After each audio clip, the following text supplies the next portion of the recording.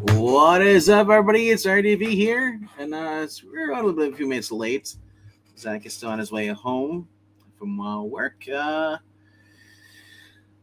a few minutes to share out the stream over on the social media, so if you haven't done so, please do share out the stream. Like having more people here to talk to, and yeah, quite a few books this week.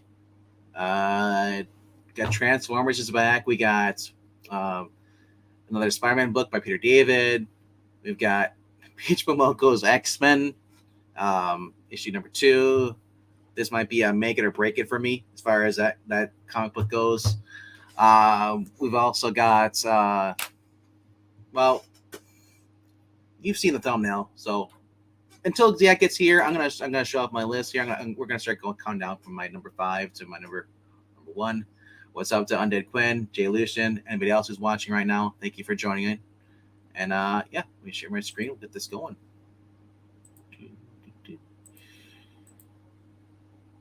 And boom. All right.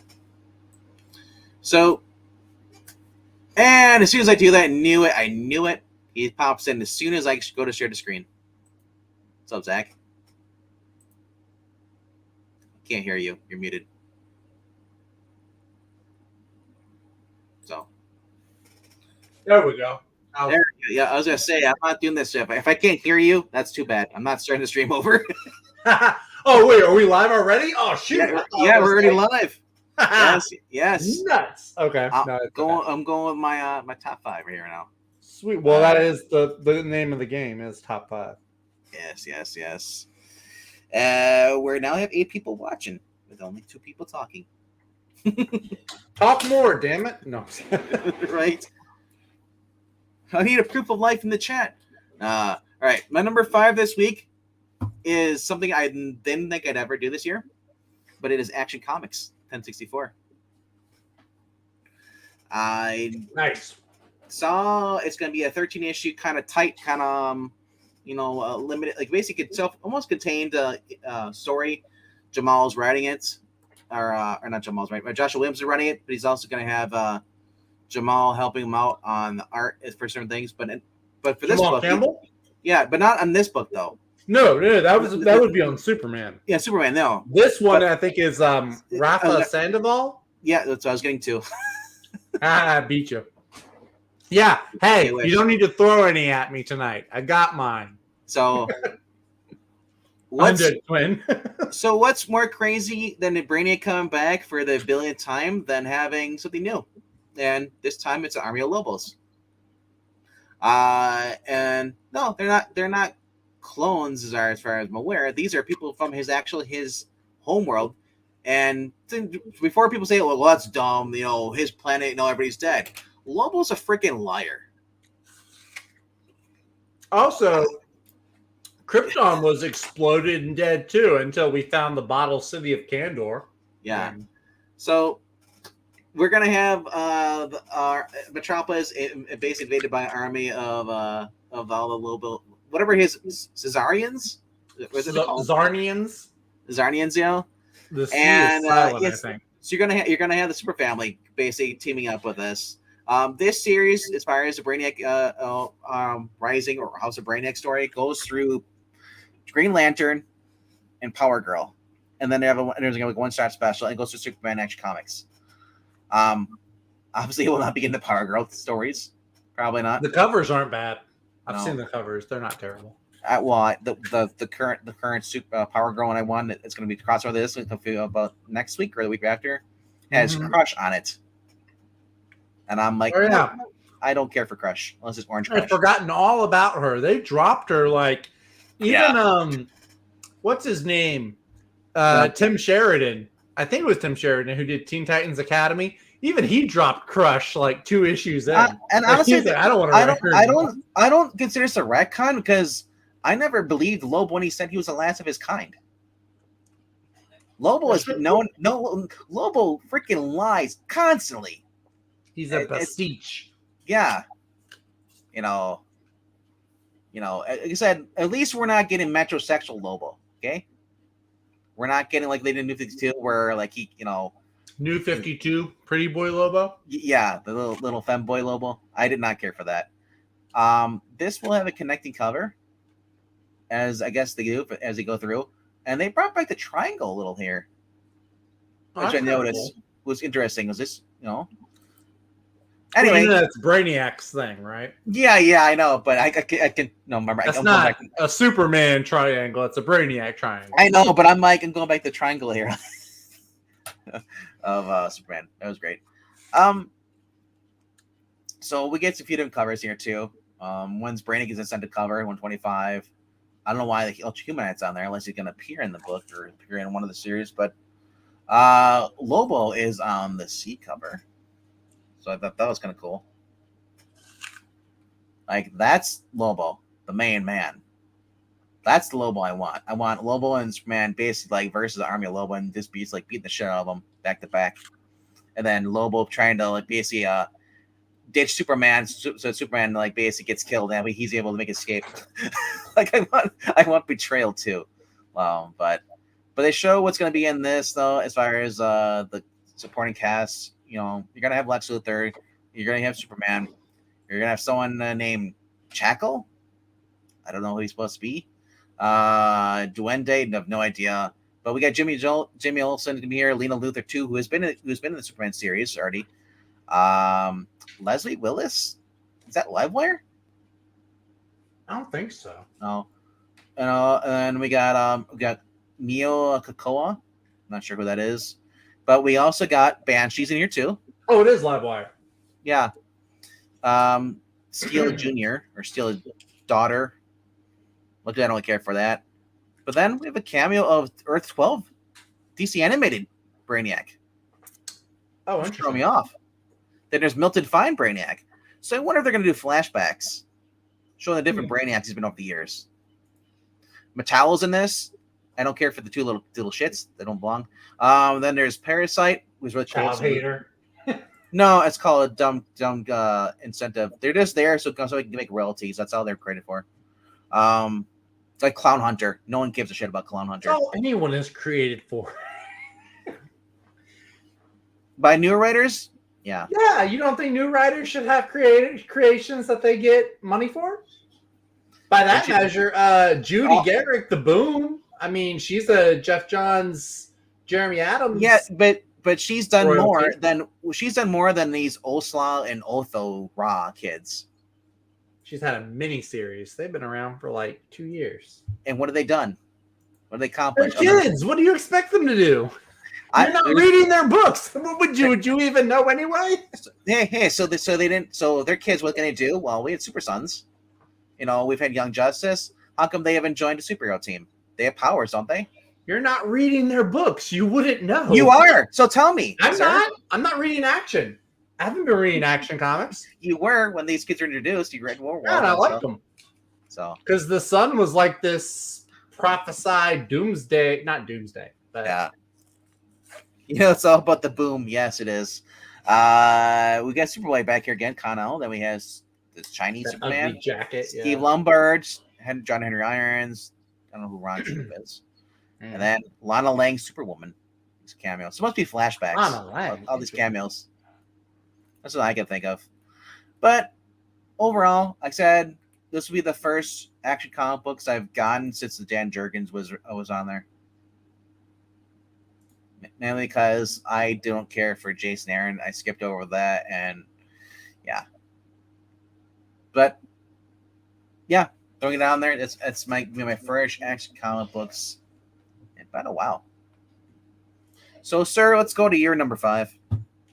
My number 5, Breen, is actually going to be getting this one. You better not throw any apples at me for this one. But we're going to Fantastic Four, issue number 19. Unbeatable Fantastic Four. Not unbeatable. It's not perfect, although it is called The Perfect Storm. That is the title. I did read a preview of this yesterday. Some folks are probably going to boo-hoo and bellyache about it. So the detective in the detective story is Alicia Masters. She's like a PI that Sue Storm comes to for help. Wait, so is this like a flashback? No, this is like a. I don't even honestly know if it's like a story or if Elseworld? it's Elseworld? I don't think it's an Elseworld. I really don't know A what blind it is. private eye. They don't show you in the first 3 pages. They don't show you the whole story. They show Sue Storm dressed up like a dame, dressed to the nines, and then they show her walking into the PI offices of Alicia Masters, who's this detective. Yep. And then that's about it. They show Sue driving them to Reed's laboratory because somebody, I guess, wants him dead or is trying to steal something from him. That's about it, though. That's all they showed in the preview. So, but yeah, listen, I was reading Ryan North Fantastic Four for like the first 7-8 issues or whatever. I actually was enjoying it. It wasn't as good as Hickman or Miller or Wade or Byrne or any of those guys, but it was better than Slott's. I will say I did enjoy it better than Dan Slott. That's not a high bar, but it's a bar nonetheless. The art, though, has been... Is it the same artist? Can you scroll down a little bit? I want to see if it's the same artist. If it's... okay, wait. Down a little bit more. Carlos Gomez. Okay, so no, this is a different one. This is Carlos Gomez. Yes, from Exterminators.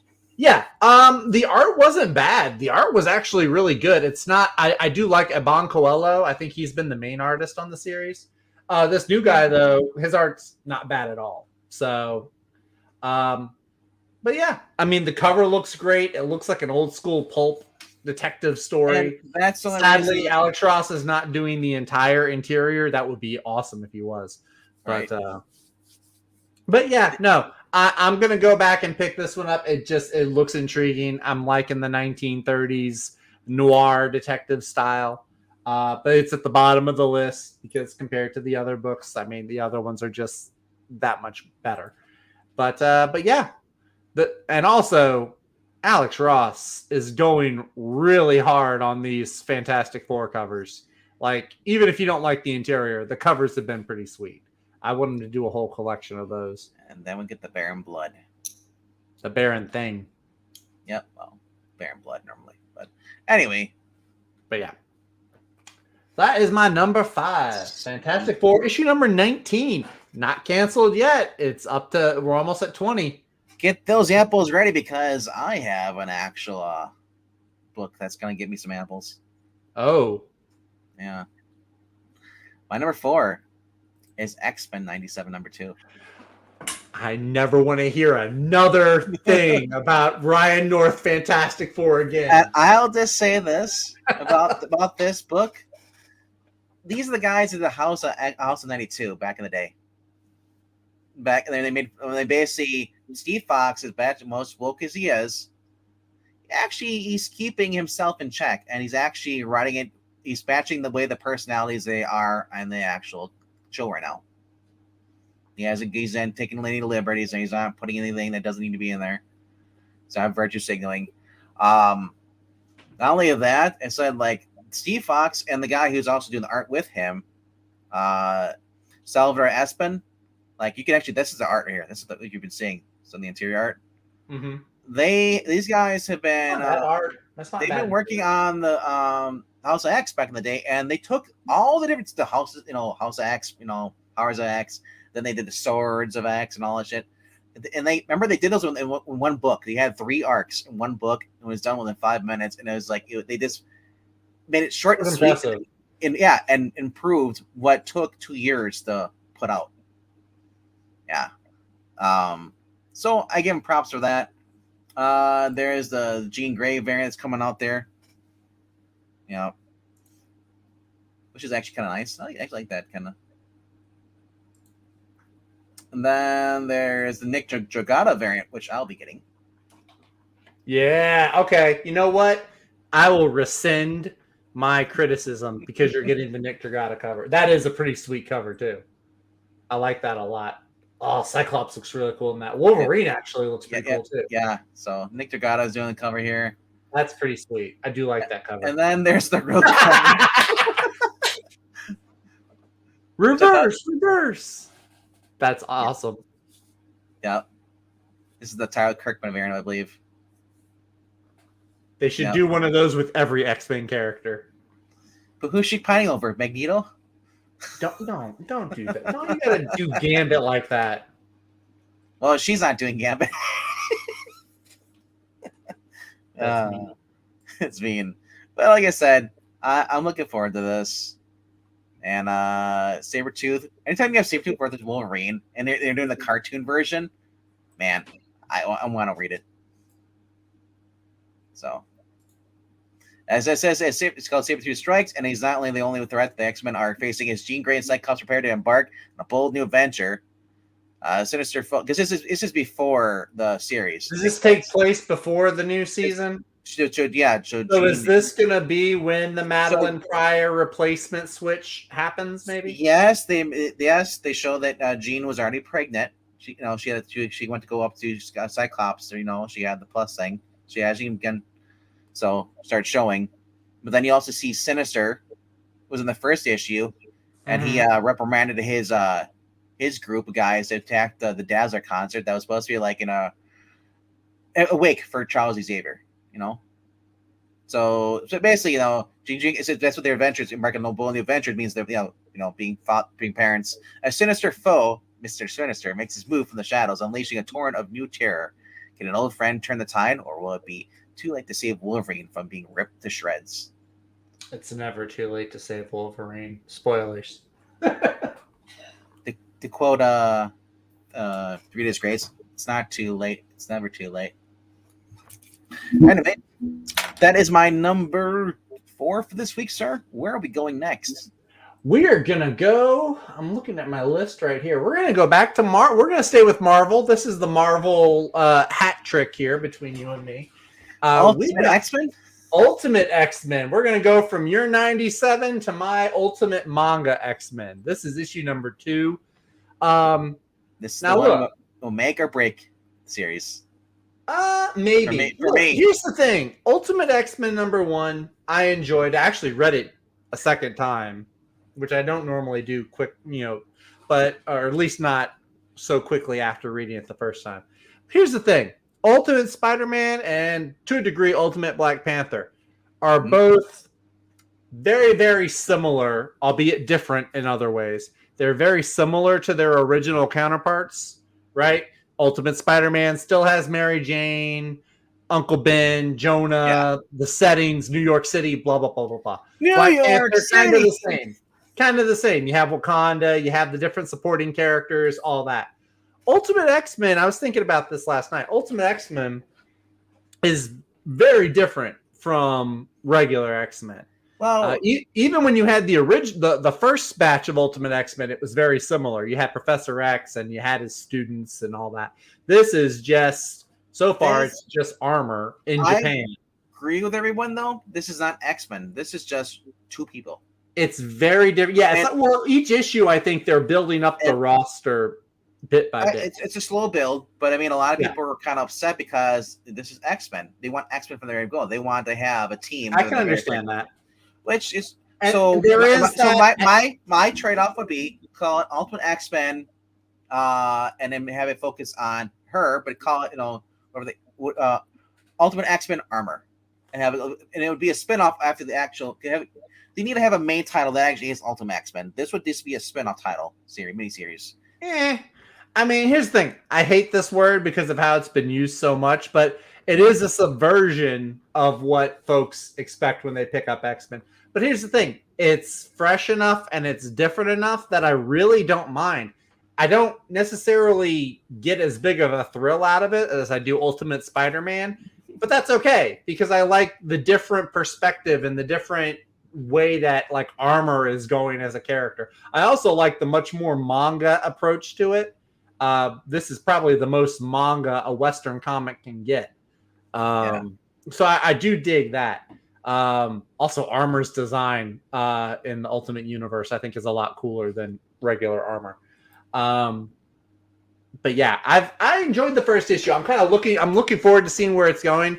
If it is the Shadow King, that's the villain from the first one, I would be interested because I don't think we've seen Shadow King as the villain in a long, long time. Shadow King when against Storm. Yeah, he's normally a storm. He's normally seen as more of a storm villain than anything else, I think. I'm sure Professor X probably is in there too. So main storm is Surge, if I recall. Oh, okay. Well, Surge had blue hair. Yes, Surge had like blue hair in the. And she's a big fan of Storm. Okay. So because we know that Storm Aurora is in Ultimate Black Panther right now. See Little Storm Cloud. Spoilers if you haven't read issues 1 and 2. See Little Storm Cloud above her. So if it's Surge, Surge is different though because Surge can control electricity, but she doesn't control weather though. No, she can like produce and store electricity, but she doesn't do anything with the weather. I do miss the blue hair though. If that's supposed to be Surge, I like Surge with the blue, but oh well. Yeah, the one time blue hair is acceptable is on Surge. But yeah. I enjoyed the first issue. I predict I'll probably enjoy the second issue. It's just a different. Oh, I like that. That's like a callback to the first Ultimate X-Men. That's kind of cool. I like that. So yeah, I've noticed that with the covers. What's that? I've noticed that with the Ultimate X-Men stuff, especially that they have the lines here. It's the same trade format they had for the books. Remember they had the red? Yeah, the original. Ultimate X-Men had that too. Was that all the Ultimate books back in the day, or was it just X-Men? Ultimate Spider-Man had a lot of like this. Ultimate Spider-Man had it too. Okay. Yeah, it had the things at the sides. I don't mind it. I like it. I think it stands out more. But yeah, Ultimate X-Men, this is issue number 2. That is my number 4 book this week. Undead Quinn in the chat, I guess he's only getting 4 books this week. If I might have missed if he put a number 4. I think I see that. I don't see a 5. Yeah, I see. I Hate Fairyland. Issue and 13. Hello to Mr. Evil Black Cat. We don't have to say hello to him. He's just a cat. Wow, I want to say hello to Mr. Evil Black Cat. I would want to say hello to him if he was a dog. I would say hello to him, but he's a cat. So. Wow. Speciesism. You know what, though, Zach? What? Lent's over. Lent's been over for like 2 weeks. Are you just realizing that? I've been waiting. You've been waiting? Okay. Welcome back. Feels great to be back. What is your number 4 book for the week? What am I doing? My number? Or wait, are you on 3? We're on 3. I'm on 3 now. And there's only one book I could be getting this week by an awesome writer that I've been following since he left his other book. Look how far. Oh, yeah. Oh, the other Joshua Williamson book, Batman and Robin. Yeah, but I'm talking about Green Lantern, Fugitive, Hal Jordan, plus Guy's Bogus Lobo Avenger, which is the tie-in to House of Brainiac. That's how I was like, oh, it's just be awesome. That's a backup story I want to read. Not Sinister Sons. Guy and Lobo. It's Adams is writing it with McGuire and Cheatham. So it's nice. So it's him. Zermanico doing the art. Zermanico's really good. Kevin McGuire on this backup story. Oh, he's doing the backup story art. Oh, okay. So Jeremy's doing both stories. Nice. That's why I'm excited about this because Jeremy's he's taking part of the House of Brainiac stuff. Nice. Normally it's he writes the main story and then someone else does the backup story. And right. So this is what I've been asking for. If Jeremy has on a book, he's writing everything. Yeah. He can do it. Like, obviously, I don't think it's a problem for him to juggle multiple stories or books. Yeah. So, yeah. But honestly, I always love it when they have a hero who's a fugitive. I love that kind of sense where it's like he's the underdog, it's him by himself, and he has to get through. The man with one arm. Yes. I thought it was the man with one leg that killed his wife. No, it was on one arm. One leg was Long John Silver. Oh, that's right. Yeah. Well, I don't know. So it says with Hal's ring nearly, basically he's now got the lantern that was revealed on Earth. He charges up his new ring and he leaves Earth. And he basically wants to go in while Carol makes a choice that will change her destiny forever. I have a feeling that Carol's going to go after him. She's going to Sapphire Star? Yeah, I think she's going to.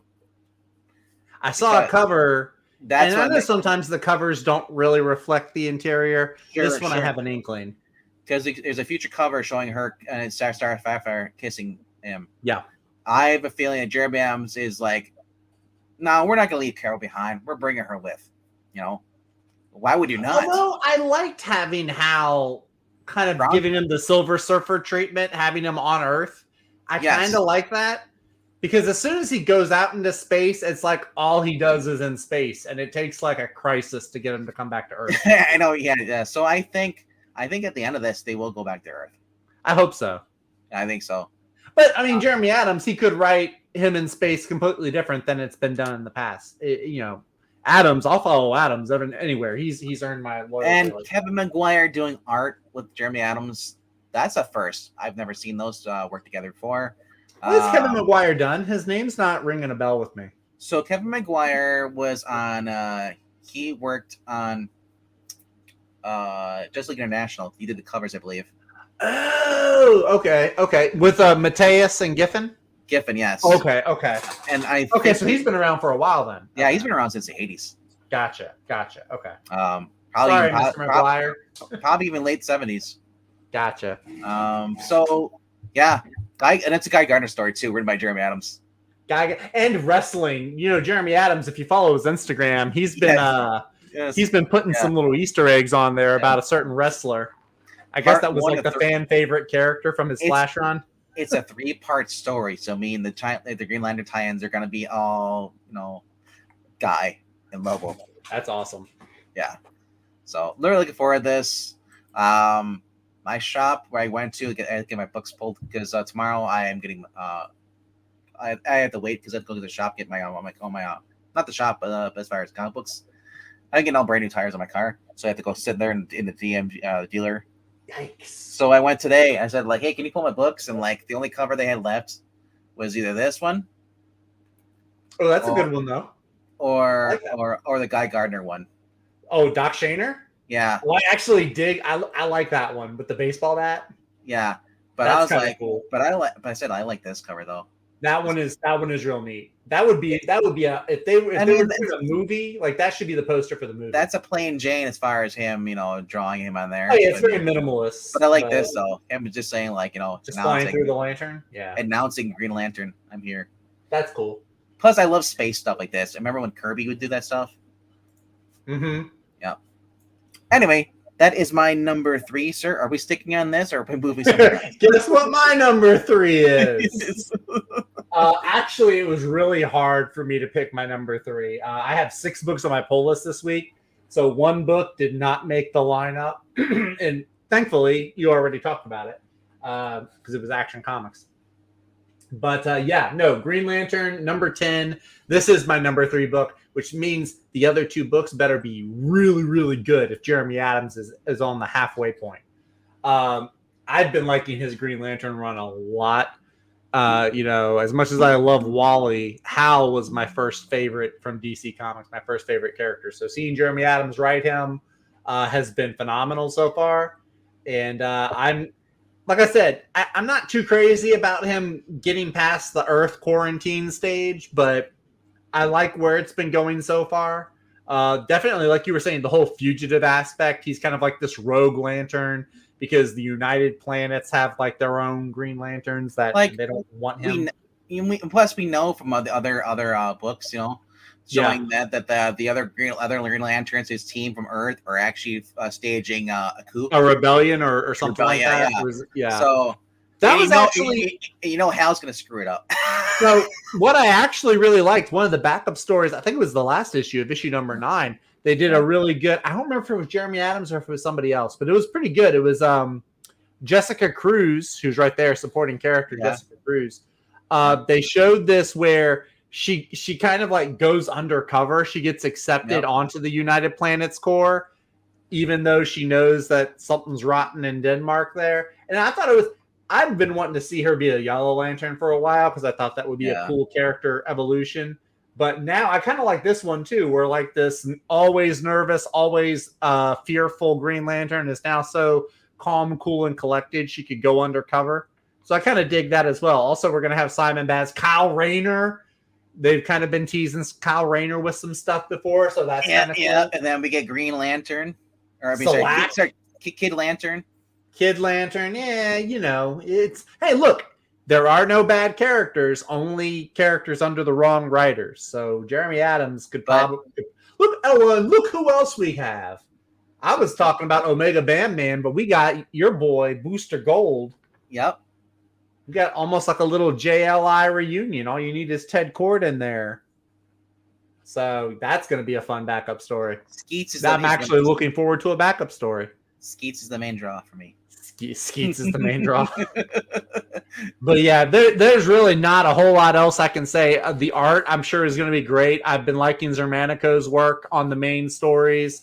Kevin McGuire, now that the name is clicking, I'm more familiar. Now I have more to go off of. I'm sure that having him do the JLI characters, it seems like a no-brainer with like Guy and Booster. So that sounds like it's going to be a blast. So that is my number 3 as well. Cool, and Undead Quinn's number 3 is also a DC book. It is Batman and Dylan Dog, issue number 2. Nice. All righty. My number 2 for this week. Normally it would be a number 1, but it's my number 2 this week. It is Transformers number 7.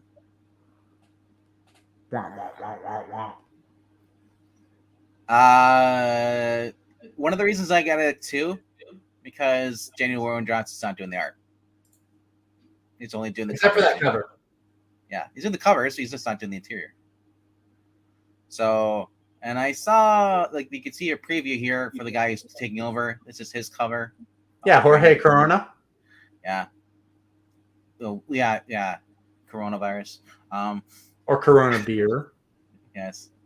Both are gross. But honestly, I'm curious to see how this is going to go because I didn't like the writing. My thing is, well, we still have the giant sound effects and goes, bam, you see behind them, like the last one was awesome. The song is behind everything, I love that. And that's one of the reasons I've really come to enjoy Daniel Warren Johnson when he draws and writes everything, because he just takes his time. He can take a month to put out an issue. I don't give a shit. But 2 months. I know that issue is going to be awesome. But yeah, I don't know. It says this after the shocking ending in Starscream and Soundwave's battle for leadership, and the result will change Decepticons, forever. And plus, was Megatron come back? Yeah. And the Autobots learn that they may have more allies than they imagined. Who's going to show up? It's going to be Ironhide. Who knows? Better be. No, it probably won't be. Right, better be, right. But it probably won't be. Yeah. So I think it's referring to G.I. Joe, honestly.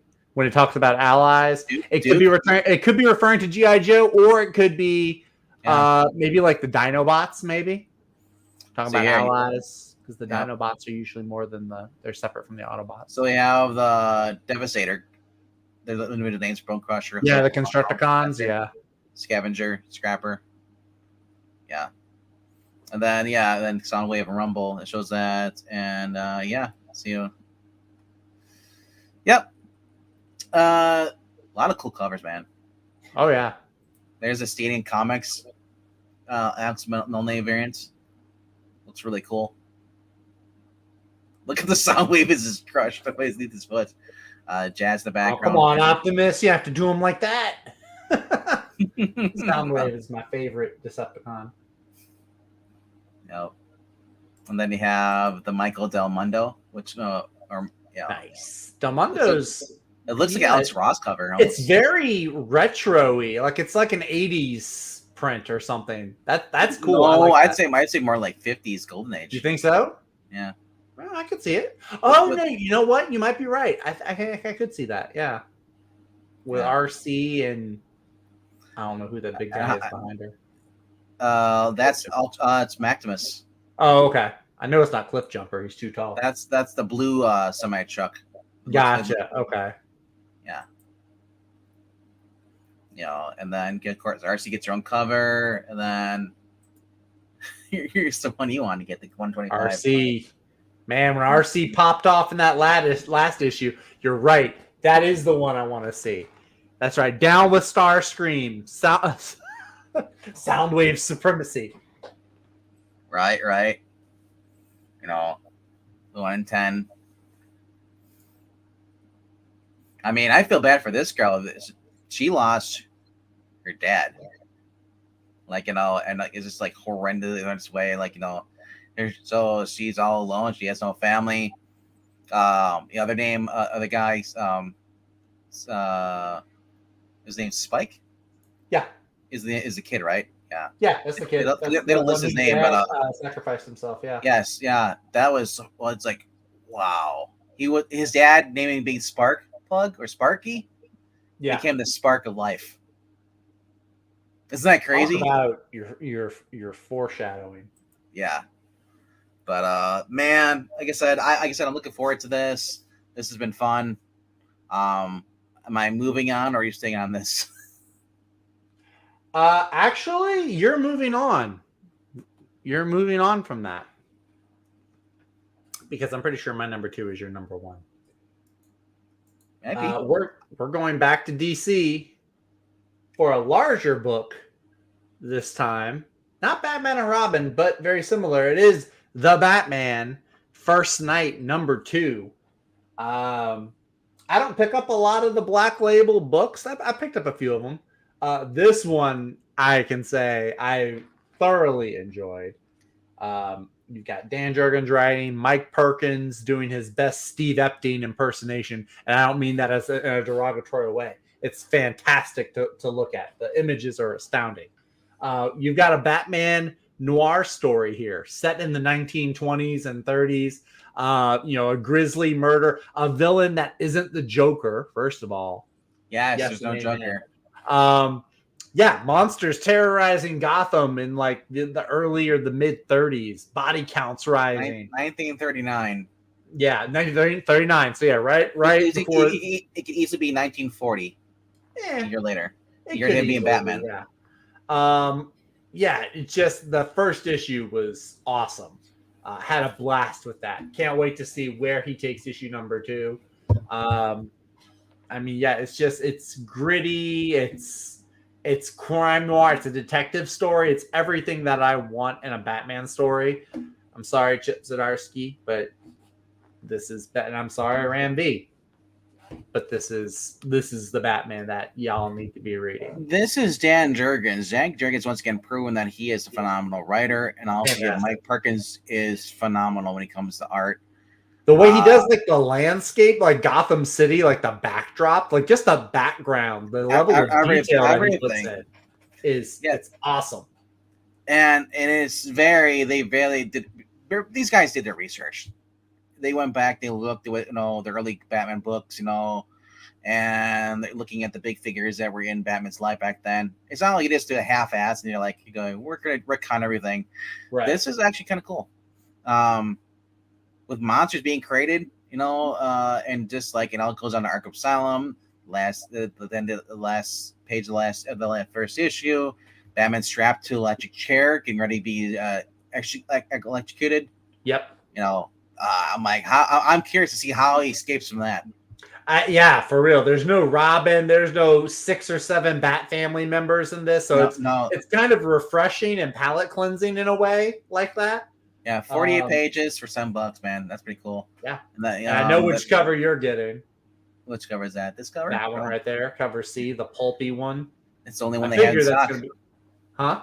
It's the only one they had in stock. It's the last one they had left. There you go. Yeah. So I was like, okay, cool. And it has the Thriller sticker on it. The sticker on it is pretty awesome. Yes. Not the $6.99, but everything else about it looks good. But I don't care. This normally should be a $10 book.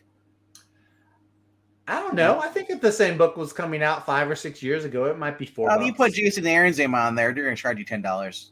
That's true too. Unfortunately. Yes. God, they put Bendis's name on it. God help us.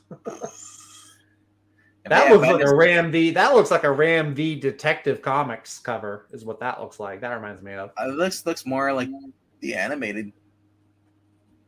Kinda. Color scheme, everything. Yeah. He's got the purple gloves. But all right, I'm gonna count down my 5, and then we'll go to my number 1. Number 5 was Action Comics, the latest one, and then X-Men 97, issue number 2. Number 3 was Green Lantern number 10. We had Transformers number 7 around now? Yes. Yeah, that's my number 2. And my number 1. This is my number 1. Batman First Night. Number 2. Because this is awesome. Because I'm going back to Golden Age. You're combining this. Batman used a knife and stabbed the guy in the arm with one of the mutant monsters and stuff. And so far, he hasn't used guns. But I mean, this is the time when Batman probably would have used a gun back then. Yeah, he would have used a gun. I don't know if he swore. I don't think he swore. I think there was retcon where he swore an oath not to use a gun. I think it was a retcon because originally I think he did. Yeah, originally, yeah. There's some times where like I said, there's times where he let people die, fall off cliffs instead of saving them. But no, like I said, this is I want to know what's gonna go on with this. I want to know as far as more about this this elusive woman that came to his house. You know, I forgot what her name is. The actress. The actress. Breen was giving us a short history lesson about her. It was like one of Bruce Wayne's girlfriends, I think. First loves. You know, she was a Harris. I can't remember what her name is, but anyway, the mutants. So we got James Gordon just smoking a stogie. The cars. I mean, they went back. The cars are great. The Tommy guns. Yes, I love it. They went back and did their homework, and the ears are kind of growing on me. You know, the ears aren't bad. I do prefer how they get kind of shorter. You know, in the comic books. Yeah, because that's one thing I never understood in the Batman series when they or the was it Justice League comics? I was like, or cartoon. I was like, how does he get these like long pointy ears? Like, I don't know. Same with Julie Batman. Madison. Julie Madison. The actress's name is Julie Madison. Yeah. Yeah. So when they introduced Robin, makes sense. Robin became his gun because he's like, Robin, go first. Super dickery. But anyway, this is 48 pages for $7. I'm happy to read this. Anytime I get a Dan Jurgens story at whether it's DC or it's Dynamite, I'm picking it up because Dan Jurgens is a phenomenal writer, and he deserves all the credit and all the work that he gets because. Unlike these newer hacks like Jason Aaron, you know, and Brian Branco Mendes, Josie Hauser, whatever her name is, you know, Jody Hauser. Jody Hauser? Yeah. Dan Jurgens, not only is he an honorable, respectable guy outside of the comic book industry, you know, when he's on social media stuff, you know, but he also, just like Jeremy Adams, he gets the character.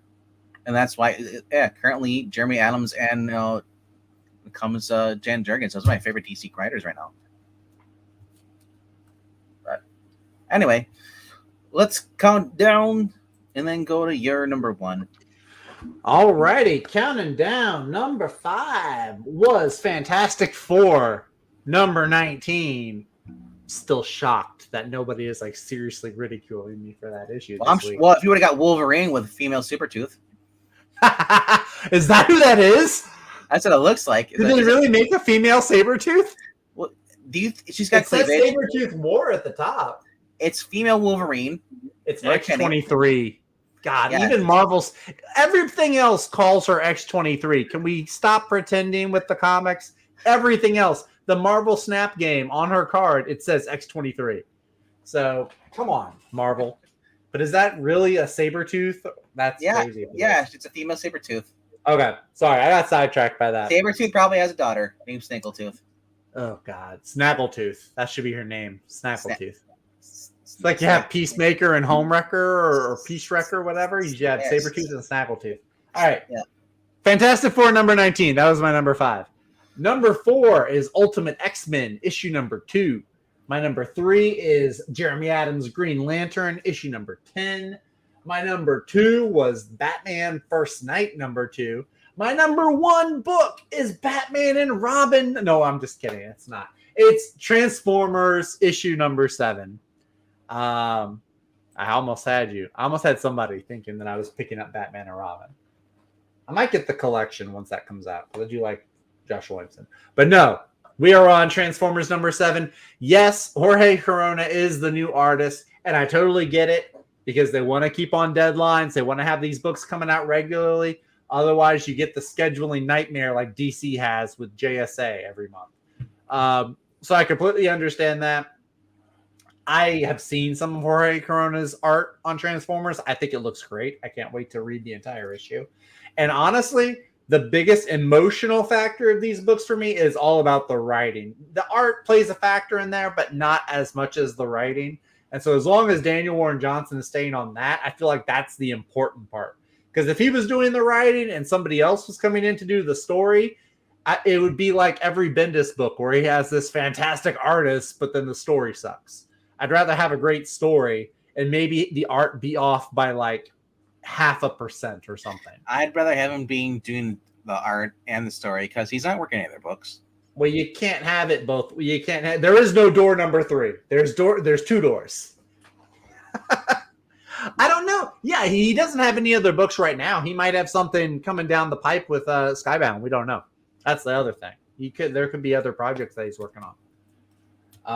But anyway, yes. So this one, it looks like because Starscream got defeated in the last issue, or he got like the Decepticons at least severely did. So now it looks like Soundwave and him are going to duke it out for leadership.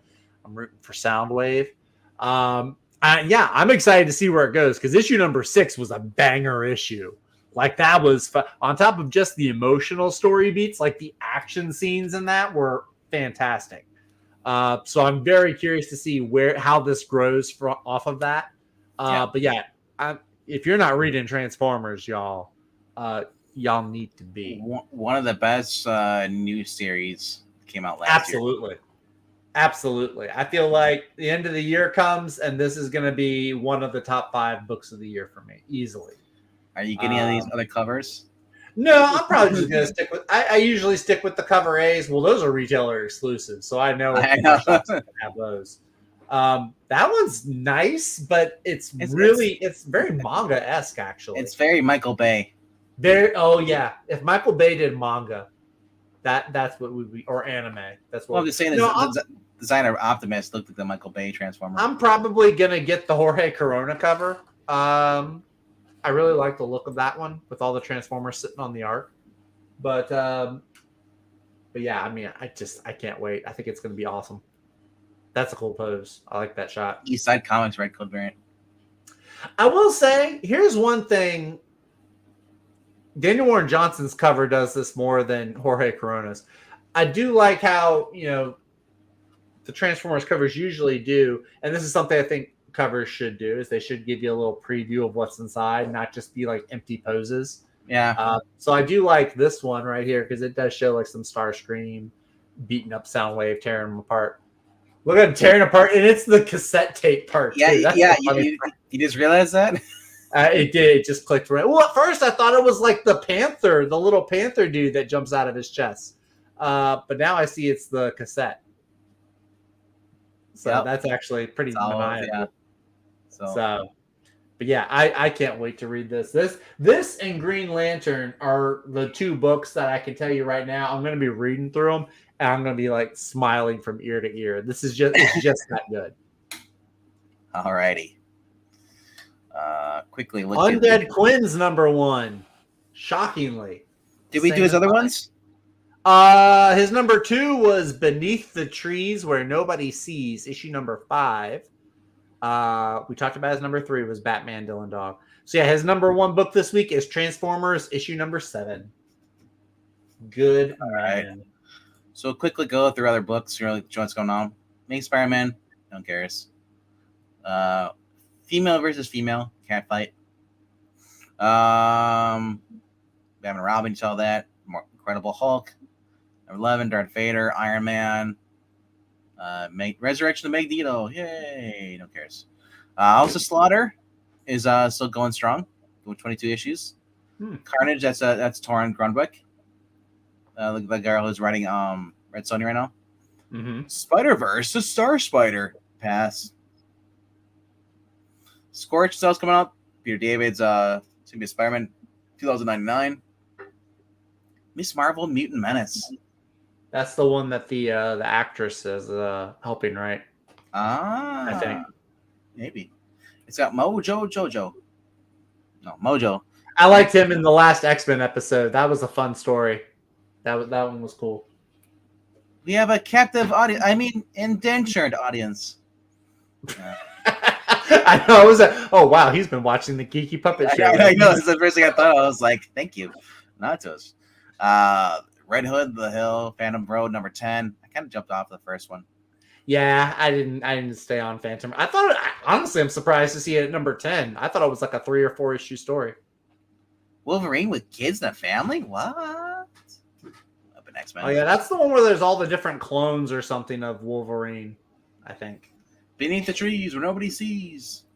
Thundercats coming out this week. Star Wars High Republic, no one cares. Thrawn Alliances, Star Wars cares.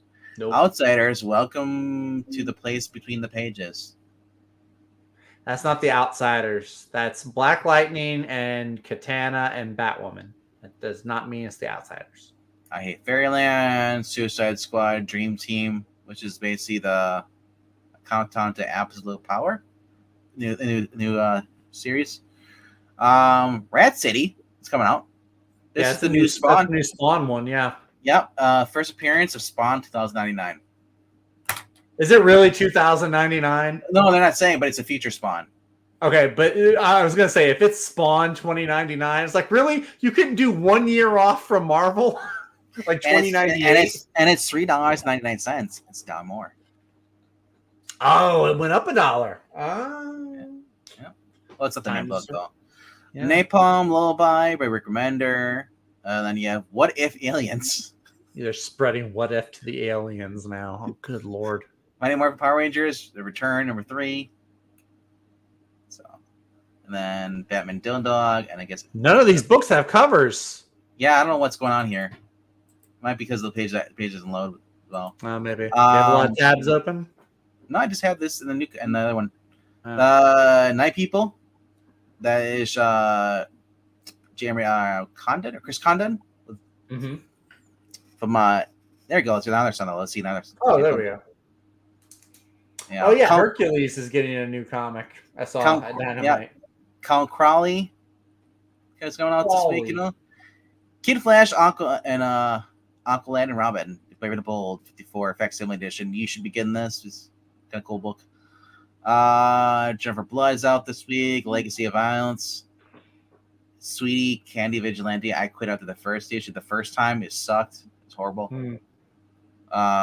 Timothy Alpolex. When the Blood, then Ultimate Spider-Man #1, 4th printing, blank variant. Jeez. I can't believe that's still going. Yeah, those YA or kid book. Yeah, those are weird. Sorry. Fairy Tale Team Up, Robin Hood and Gretel. The Crying Boy. Then there's the gold. This is the foil variant probably. The foil, the shiny. It'll be $6. Ultimate Planner. 3rd printing, 1 in 25. Stefano Caselli version variant. So, and Thundercats 3rd printing. Weird. Yeah. More Thundercats. More Ultimate Spider-Man 4th printing in a Khalif version variants. There people are going here buying this. $25. Somebody's buying this. Yep. Oh, I know. It's crazy. Absolutely bonkers to me. House of Slaughter 21, 2nd printing.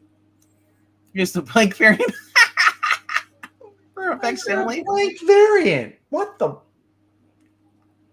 my gosh. Weird. X-Pawn. Kind of looks like Fiona Flanagan, for those who remember her. She's a singer in the 80s. She's Little Miss Dangerous on Miami Vice. Night People, the Hillary Clinton variant, along with what's her name? Kristen Stewart. Kinda. Yeah. Bloodborne, The Bleak Dominion, Titan Books, #1, Collector's Pack Virgin variant. There's a lot. But let's look at trades. Yes, because man, there are some Dynamite, not the publisher, but some dynamite trades and collections coming out this week. Yes, right there. The one when I first catch my eye is Right the Flash, on there. The Flash, Josh Williamson Omnibus. My boy Williamson. This is what put him on the map, in my opinion. You want to talk about a run of books that was long and consistent. Didn't have like these highs and lows like, Superman. You start off with Tomasi, then you have Bendis, then it's up and down. This is just consistently good storytelling. And I'm not even a Barry Allen fan. No, but this is the writer that made me a Barry Allen fan. Yeah, exactly. I've always been a Wild West fan. Uh-huh. Like some Mike Barron and some of those other guys, William Ezer Lobes. If Joshua Williamson did not do this, I would not have been so eager to trust him with Superman or Green Arrow or. I wonder if Jeremy Adams would have took over if he would have had Josh Williamson. I don't think Jeremy Adams was in comics when Josh Williamson started this, because this was before Rebirth that he was on Flash, wasn't it? Wasn't it like no? This is Rebirth. Are you sure? Yes. It started in 2016. Was Rebirth in 2016? I thought Rebirth was like 2018 or 2019 or something. So Josh Williamson was on Flash. Right before up the Jerry Adams. Oh no, I see right here. No, Rebirth was 2016. I'm thinking of stupid me. I'm thinking of Infinite Frontier. My bad. Yeah. Yep. Carmen Domenico, and Howard Porter. Mm-hmm. So that this was fun. Yeah, this collects Flash Rebirth, and on the Flash 1 through 35, but then Batman 2120, which is basically the button. Yeah, the button issue. Yeah. There's a Hal Justice League. There's a Hal Jordan. Green Lantern Corps. Yep. There's a holiday special. Yep. And actually, from Williamson does the behind the scenes development art. 1,825 bucks. Oversized, case bound, dust jacket cover. So, yeah, get it for like $90 or less. It's $100, I think. Normally, I bet you in stock trades is going to have that for a penny, for a pretty penny less. So that looks really cool. Yeah. Yep. We'll get there, Undead Quinn. Hold your horses. We'll get there. Trust me, RDV's controlling this. I know we're going to get there. Every painstaking minute you'll be agonizing until I get there. Percy Jackson. Sorry, not Percy Jackson. Benjamin Percy on Predator. Oh. Percy Jackson. With Bobby Lashley. Yes, and Danny DeVito. Predator versus Wolverine. Very fun. Thank you to Undead Quinn for recommending this, checking this out. Or I wasn't. I don't know if it was Undead Quinn or Jay Lucian, one of the two. I bought it and I just loved it. The Vigil. For those who kind of skipped over that, now you can read it. Now you can get the trades. Yes. This was a fun, and I hate miniseries, but this was a good one. I think this is Ramby's best DC work so far. I liked it more than his Catwoman, and more than what Detective Comics kind of dwindled into. Really fun, all new characters, kind of set in their own little corner of the DCU. They don't really affect a whole lot of else that's going on. Really, really cool. If you like espionage and conspiracy crafting, that's a really good book to check out. All right, so much more than DC versus Vampires. Stay away from that. Gang Massacre Volume 1. I'll be getting this. I'm going to tell you why. Because there is going to be extra here as well. Ooh. Is this all? Is this the entire story? Because it says yes. It says one six stories. Okay. Yes. Western That Is Haunting is a thrilling Enfield gang massacre. Tells the story, a dark origin of that Texas blood. Ambrose County as alone. Jacob Phillips and Chris Condon can. Very, very good. Montgomery Enfield and his gang of outlaws find themselves in the crosshairs of an aging Texas Ranger and a newborn county that's hungry for law by any means necessary. Apparently it's supposed to be like a backup story too, or something like that. They're saying like that, or at least more stuff. A special thing. Chris Condon was talking about it on Twitter. Nice. But looking forward to that. All right, and then we got some Daredevil omnibus number 3. Tales of Teen Titans or Tales of Titans. No, Yeah, the cover is the best thing about it. it's That's Shaner, isn't it? no, that's Samney. Oh, Sammy. Yeah, that's Chris Samney. The cover is the best part. It's like they tried to do the Tales of the New Teen Titans thing, where like each one gets their own story. They're all. I think Steve Orlando does like Starfires or something. It's no, stay away from it. Load. Let's wait for it to load now. Invincible, another one. Volumes 9 and 10. See, the thing is that they're collecting again now in yeah. Are these like trade paperback or are they hardcover? These are hardcover. Oh, okay. But the thing is, they just released all. Remember they released all the compendiums. Yeah, I got all 3 compendiums plus the complete library. So now they're releasing it in smaller format. Yeah. The Omnibus, Josh Nice. Williamson's Flash Omnibus is $62. That's over half off, or almost half off on it in stock trades. Yeah. By the way, just throwing that out there for folks. Yeah. I got the compendiums because the compendiums had much more collect together. They had you got 40 pages in the first one, and they kept going. Yeah.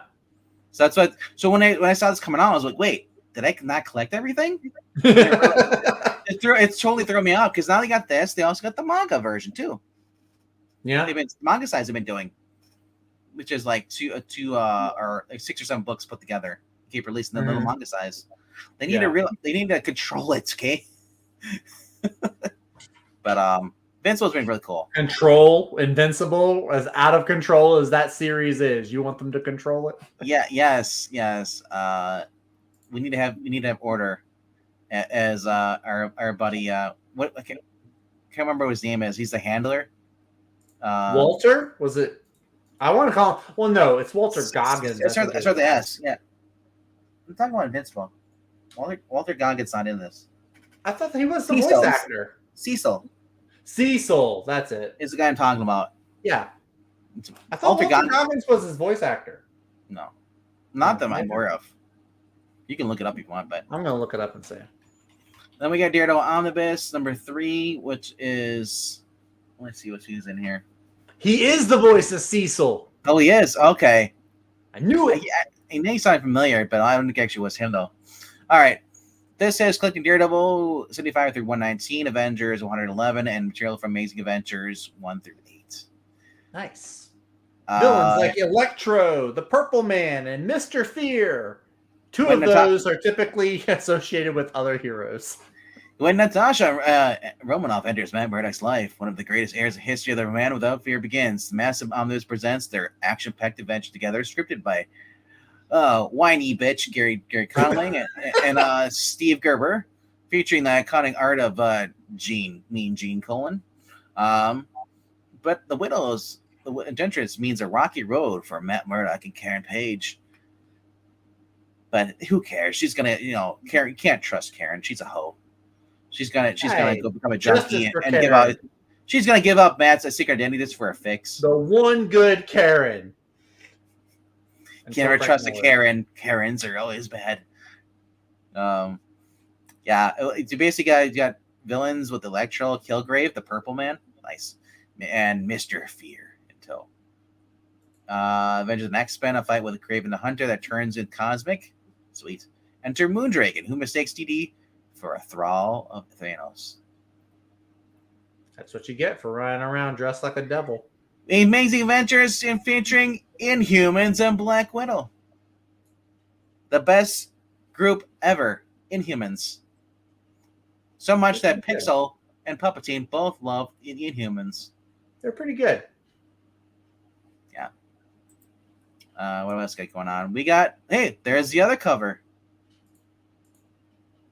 Yep. That one's pretty cool with Hawkeye. Yep, shooting him in the crotch. Hey, Godzilla, here there be dragons. Yes, another great series that if you slept on this, now's your chance to get it for $20. How that got out from IDW, I don't know. Yeah, I said as much crap IDW's been putting out, that actually was cool. It was like Pirates of the Caribbean mixed with Godzilla. What else we got here? Spawn, Unwanted Violence. or unwarranted. But it's Todd McFarlane, Mike Del Mundo on the art. Nice. Mike Del Mundo is pretty good. Then we have the horror. Dalton. No. Dalton's RPG character got his own book. Oh wow. Yes. Yeah. And Marvel Masterworks, The Incredible Hulk, Volume 1, hardcover. Numbers 1 through 6. Stan Kirby. Gummy Bears get their own hardcover. Get their own book coming out here. Hellsing. Volume 6 edition. Hellsing. I looked at One Piece. I was at my shop for like they had for what it was like they had 10 volumes in a box per box or something, or no, it was 23. And they kept doing it. They had like 4 boxes, each had 23 volumes in there. They wanted $240 per box. Shoot. That's what I said. And then I saw like the Hellsing, like, oh, that's more reasonable. That's $100. Yeah. Yeah, that's it. All right. Yeah. All right, kids. That's it for this week. I hope you're still awake down there, or wherever you're watching. And as always, here. You've been hearing me. Well, hearing too. Just checking back to see if there's anybody from the Twitter. Oh, okay. Twitch. Yeah, that's the one thing I can say because I can't see the screen when I'm sharing. If you see anybody from Twitch, say hello to them. But yeah. Blank covers only if you get the top tier artists to draw them. Obviously, that's what they're for. Yeah. But I'm getting a Brave and the Bold facsimile. I want the art that's on there because they're usually better than the current artist. That's signing. Yeah. So if Daredevil and Black Widow had a kid, it'd be a redhead. Thus, MCU actor would have to be black. They did have a kid in one of the Marvel Elseworlds, and she was blind. But she looked like black. She looked like basically like Black Widow, but she was blind. It doesn't make sense. It wasn't hereditary. He got blinded because of toxic sludge. Why would the daughter be blind? The chemicals in his body. That's so weird. I sense this. Maybe I don't know. Then that's like Peter Parker killing Mary Jane with his radioactive baby batter. It's the same thing. It's weird. Okay, I'm done. It happened. Yeah. It's like Superman blowing a hole through Lois Lane because she can't hold it. Go back to Mallrats. I love that. Lico. He's like Stanley's there. He's like, so, starts asking questions, and Stanley's like, you're an idiot. But we do thank you guys for showing up here. If you want to help the channel, which you can do, you can check out our Ko-Fi link, or you can do super chats when we're live, and we'll read them off. Yeah, those who donate $1, whether through super chats or going through Ko-Fi, request a book that you want us to read on our readings, because that's one thing we do on this channel. We do a lot of readings on here, a lot of readings. We've got Zach back on Mondays. Somehow I don't know how that happened. I got bamboozled. I really don't know how that happened. Yes, those are the only ones you can show to people that won't think that you're racist. So far. The ones on Monday. Just avoid everything else. But Peak Japan, we started a threesome volume 2 trade paperback. Okay, Undead Quinn. I hope that's not one you're buying, but I won't judge you out loud. He will do it silently, though, I guarantee. But I will for $2. For $2.99, I will judge you out loud. But yeah, that's it for this week, man. Not a lot else. Although, I'm still flying high on that Larry Hama G.I. Joe compendium announcement. I am so excited. Jay tagged me in that. I'm like, do you realize I'm not reading G.I. Joe, bro? That's me, Jay. But if it's G.I. Joe, you tag me. If it's Ghostbusters, you tag me. If it's Transformers, tag me. Yeah, you could do that too. Transformers. Yeah. But yeah, man. The Marvel G.I. Joes, you can't find those sons of guns anywhere. And so now we get a compendium and it's on newsprint. Sold.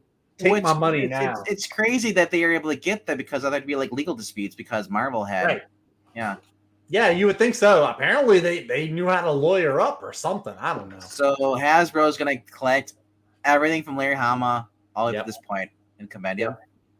Yep. That's cool. At least, well, this is Compendium 1. Who So knows if it goes on to like, because when it leaves Marvel, it went over to IDW, right? Yeah. So will there be like an IDW? The run will be in that Compendium number 2, maybe. Maybe. But yeah, I'm excited. They're Hasbro, so they got to have some rights to get money off of this. I would think so. It's their IP.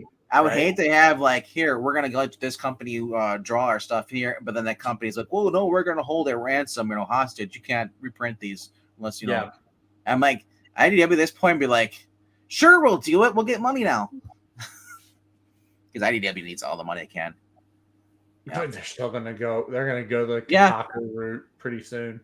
Once I saw, let's just bring up Brown Space Knight when it came out. When I saw that come on Omnibus, I knew anything was possible. Also, did you see? I know LK put there's like 3 more X books they're putting out. They just unleashed the lineup for the X Force book. That's being written by Jeffrey Thorne, I think. Okay.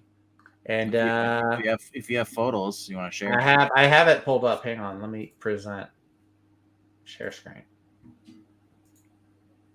Not that one. I have 2 screens. Okay. We can't show the Asian porn on here. I don't have that. I'm not. Do I look like Englantine to you? Oh, sorry. The Swedish porn. Swedish porn. Here we go. Found it. It's meatballs and spaghetti. What? Okay, so this is the new X-Force lineup. I know some of the characters. I don't know who this big guy is in the background.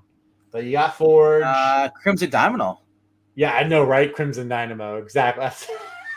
Or who is that guy in Avengers Academy? He was like this kid, but he had like a metal robot body. That's who that reminded me of. But this is Sage in the back. So if you like the X-Men, what was it, 2000? Sage is awesome. Tessa, she originally was a Black Queen for a while. Yeah. So you got Sage. You got Rachel Summers. You can tell here with the stripes on her face. Surge and looks Surge, like yep, from New X-Men. And that's Megan, is it? What's that? Is that Megan? No, this is Betsy Braddock, I think, or the split or whatever that happened. Oh yeah, that's I'd recognize her because it looks like Megan. With the pink hair, yeah, it's the pink hair that gives it away. I mean, at this point, just give me Captain Britain's wife then. That's what I say. Yeah. Versus Betsy. It's not a bad lineup, I guess. It's Jeffrey Thorne writing it too, so that's what kind of makes me kind of wary. I haven't read too much from him that I really like. This could be okay. I looked at the cover and at first it reminded me of Thunderbolts, the Charles Soule run, I think it was.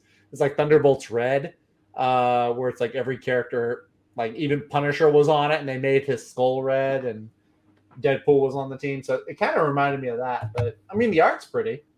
But this is probably just a cover. It's probably not going to be what the interior looks like. But yeah, just saw that as I was scrolling through Twitter a little while ago. So it's comics or a comics channel. I'm trying to look up something else. There's another thing somebody wanted me to share off. Just give me a second. Stole the crowd. Stole the crowd. Let's see what else. Did I have anything else that I saw on my profile? Oh yeah, Green Lantern. There's a Green Lantern pizzeria. That looked like fun. Bunch of One Piece stuff. Josh Williamson, Flash. If you play Helldivers, there's stuff with the automatons going on. So y'all should be. Oh, The Mummy is getting a re-release in theaters later this month. I'm excited about that. It's the 25th anniversary, so I think it's like the last week of April. I think so. I'm definitely going to be going to see the Mummy in theaters. This was a fun movie when I was a kid. Of course, here's the G.I. Joe. This is the cover for the G.I. Joe Real American Hero Compendium 1. I really dig this cover. You got the good guys up here, bad guys down here. Comes out October 2nd, and it's issues 1 through 50. So it's a good size number right there. So yeah, I can't wait to dig into that. Jeremy Adams on Flash, Sonic the Hedgehog 3. Let's see, what else do I have here? There's some One Piece stuff. One Piece, if you watch it, had a really awesome episode this last weekend. Avatar. I don't know. Give me something to talk about here, guys. I'm stalling. I'm running out of stuff. Black Cat is. What did you put me in, Black Cat? Oh, he's good. Just yeah. So I guess I was told earlier by I don't see the link anywhere there, but it was Dolan. One actor who's a friend of the channel here. He did some books here. On Holy Nightmare was the last one he had released on Halloween. He had told me that apparently Rob Liefeld is releasing a book with Merit. It's going to be like a biography. I think it's going to be a comic book. Oh. I'm not sure if it's going through Kickstarter or where it's going through. Okay. He never get back to me on that as far as that's going, but it's supposed to be announced tonight or something like that. So I asked for a link, but yeah. Yeah.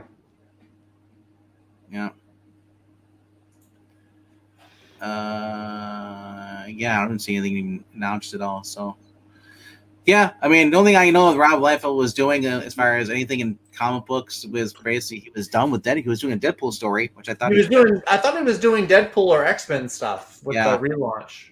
Yeah, but that's about it. Something like that. So I might check out like the first issue of the Jed McKay title just because it's Jed McKay.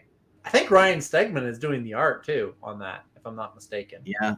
And I might give the Gail Simone title I might give it a test run because Gail Simone's book looks like it has the roster I'm most familiar with. I'll try. I've never really been a huge X-Men fan. I've got a few, like I've got the Brubaker run. I've read some of the Ultimate X-Men, and then I really like New X-Men, which was like Surge and X-23 and like the younger student ones. That I actually really enjoyed. But yeah, I haven't read, and I read some of Joss Whedon's The Astonishing X-Men. That one was all right. But then when they got to like the Utopia era and they had their island in San Francisco. Yeah. That's when I kind of dipped out of it because I was like, oh, y'all aren't really. I mean, they were really already kind of leaning towards Krakoa. Krakoa was just Utopia times 10. I mean, they kind of got away from the whole let's teach kids and march and let's go towards peace and everything, and then they went full blown let's attack the world that hates apparently Peacemaker is season 2 of the filming window is confirmed by John Cena. So yeah, I knew that. Undead Quinn, Gail is a competent writer when she wants to be. What was it? The other news, apparently Daredevil Born Again is rumored to have written out a major character from the book. Probably Captain America. Is Captain America a major figure in Born Again? I believe at the end, yeah. Because Nuke shows up. Because that's the Karen Page story, where Karen Page gives all his identity away. I think that's Born Again. Yeah, that's Born Again. Yeah, because you have Nuke versus Captain America and versus because Matt Murdock his apartment gets blown up, and druggy Karen Page tells somebody, says that Matt Murdock is as Daredevil. So Matt Murdock is framed for and he basically is barred from being a lawyer, can't make his payments, and then his apartment gets blown up. He lives in this crumbly little building, and he basically wants to.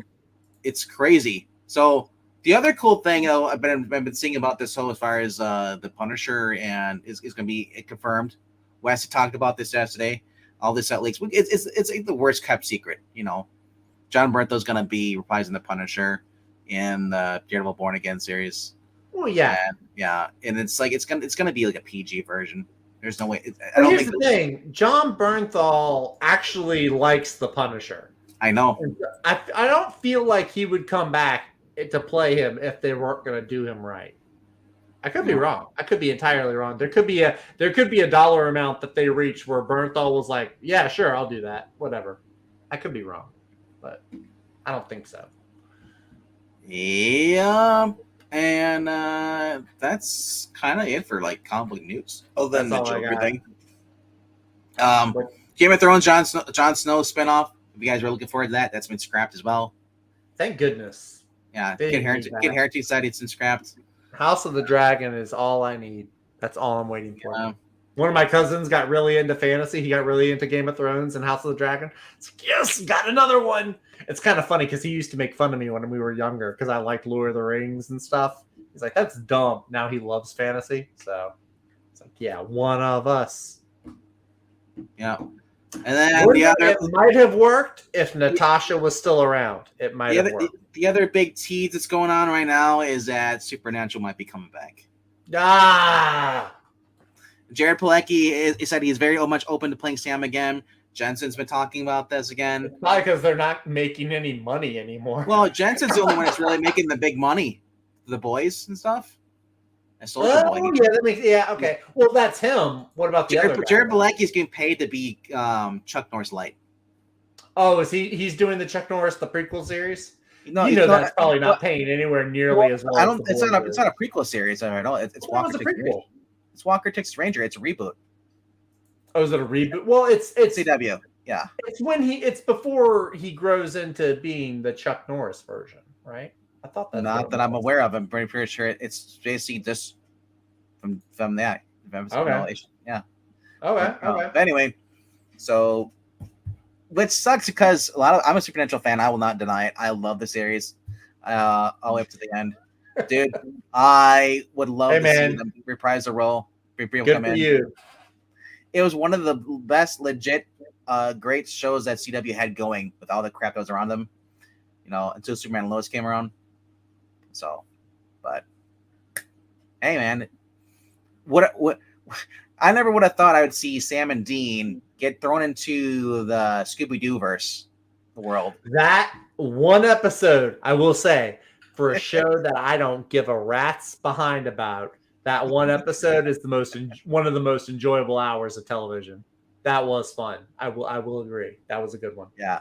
Like I said, I don't know what they do because their characters are now dead and they aged. Dean dies, and then sorry for some spoilers. We haven't watched the show yet, but you'll forget it by the time you get to season 15 anyway. Mm-hmm. Jensen Ackles dies first, then years go by. Sam has a kid, and then he eventually dies, and then he meets Dean in heaven, and then they meet Bobby, and Bobby calls him an idiot. Pretty much, very fun. So, not much else to talk about. Unless you guys got something in the chat you want to bring up. Glenn had mentioned a movie with Daredevil, Black Widow, and Punisher might work. Not with current Disney. No, they need to get serious on this. They need someone like Ryan Reynolds who actually wants to put out a good movie and actually works at it. As much people don't like Ryan Reynolds, I don't just because he plays a funny guy or they don't think it's funny. I don't know anybody that doesn't like Ryan Reynolds. I mean, I'm sure there are people. I've met a few. I stream with one. I stream with one. Okay. I know a guy. But I mean, like I said, he took Fox's horrible version of Deadpool and said, "Screw this shit. Let's go and let's do it right." He finally got the rights going, and brought Rob Liefeld in and all stuff, and they made it accurate. The costume, everything. He's like, "This is the way we're gonna do it." And then you see at the end of Deadpool 2, he goes and says, "You know what? I admit Green Lantern did suck," and he kills Ryan Reynolds at the desk, the Green Lantern script and the blood. He's like, "No, we're not doing that shit." I'm excited for that though. For Deadpool 3, that is probably my most exciting thing. Seeing, as much as I didn't care for Logan, it was still cool to see Hugh Jackman as Wolverine again. Now he's coming back with this, and he's got the costume. Will he wear the mask? Will he pull it over, or will he just not have the mask on the whole time? I feel like Wolverine's character wouldn't give a rat about the mask. He might wear it like a hood. I feel like he wouldn't care about pulling it over his face. Well, I'm just going to kill anyone who sees it anyway. Well, I mean, a lot of times, he'd wear the mask and they get destroyed. and you see his face and the be burned Yeah, off. yeah, So I can see it like that. But I mean, yeah. I'm looking forward to that. So, and then I can't think of anything else that's coming out this year as movies. I think that's about it. Dune 2 is already out. What else is left to come out in the theaters? Oh, dude. The what's it called? Well, Godzilla Kong. It's already First of out. all, Yeah, it's that already out. movie. Oh, that's out. So you're talking about like future releases? Yeah, what's future They've releases? got the Ministry of Ungentlemanly Warfare from Guy Ritchie. It stars Henry Cavill and Alan Richardson. All right, you're Guy Ritchie, Henry Cavill. I'm sold. and then Reacher. Throw the guy from Reacher in there. And then Carrie Yules, I think, is also in the movie. Nice. It's based off true story of World War II. So they're killing Nazis. Sold. Okay. So you've got that coming out soon. I think that's like the end of the month, maybe. You've got Deadpool. You've got Sonic the Hedgehog 3. That comes out in like December. Nosferatu remake.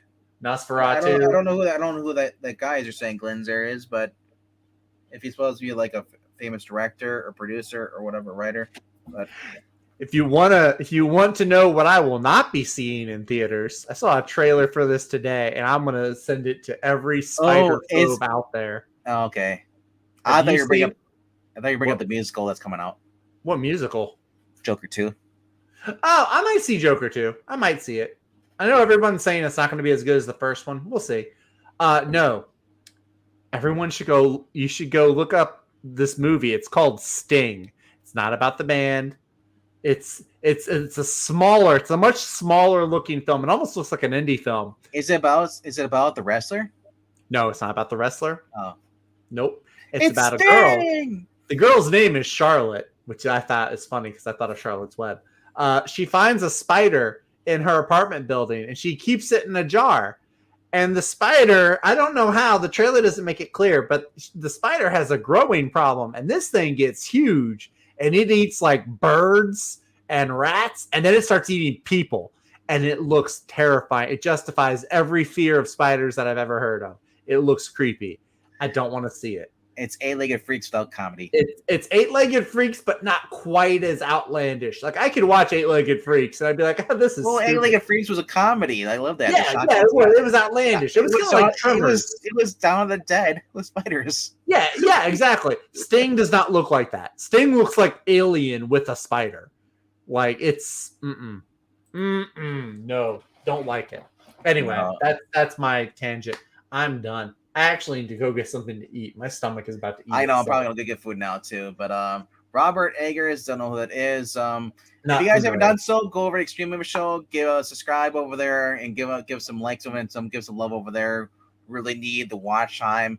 With 1,030 subscribers, we only have 560 hours of watch time on that channel the past year. We're really trying to make it, Rob and I, and then Pixel as well. We're trying to basically bring back that channel, get more active. We love having people that show up on there too and during live streams. We appreciate that. But if you guys go back and watch some of the older stuff, just give us the watch time, man. It'd be great. And we just recently did a stream before this, like we always do on Tuesday nights. Rob and I just reviewed The New York Ninja, a movie that was 37 years in the making because the film sat in a warehouse for 37 years on the film of real. There was no audio, so they had to. They basically had it's because Vinegar Syndrome is a company that basically bought the rights to it, bought the film. They edited the film because it never been edited either. It just been shot, and they added their own. They hired people to do the voice dubbing, so it's bad English voice dub over a movie that was recorded in 1984 about a guy. His wife gets killed, and he becomes a ninja and starts taking down the crime. This is the most outlandish movie I've ever seen. It is ninja exploitation, and it's something. I'll just say that it's not good. It's not bad. It's kind of like in that niche where it's like you got to at least watch it once. You know? But yeah, it's fun. They even got Cynthia Rothrock, the dub voice for one of the ladies in there, and then he got I think it's Brandon Merriweather or not Merriweather. According to his name is, it's a guy from the Hills of Eyes. he was the creepy guy, the weird, the kid. No, remember this guy? He has no eyebrows. He has no hair on his body. I did not see. Well, if you ever look at the cover, you'll see him on there. He has eyes, and he did the voice for the nuclear guy, the villain who basically was getting high off of plutonium. He'd open up, he exposed himself to plutonium, and he's like, "Oh, it's so great," Yeah, but it was bad, but it was like certain parts was good. Get some shurikens, So, but check that out.